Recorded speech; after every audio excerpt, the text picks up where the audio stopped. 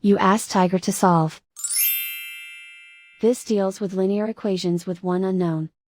The final result is c equals -8. Let's solve it step by step. Simplify the expression.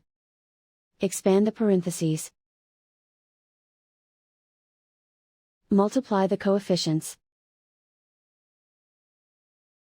Simplify the arithmetic.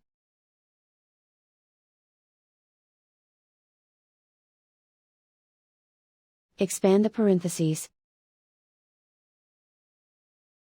Simplify the arithmetic. Group all c terms on the left side of the equation. Subtract 2c from both sides.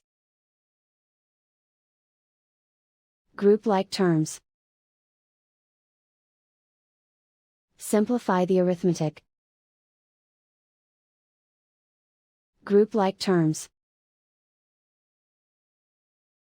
Simplify the arithmetic. Group all constants on the right side of the equation. Subtract 16 from both sides. Simplify the arithmetic.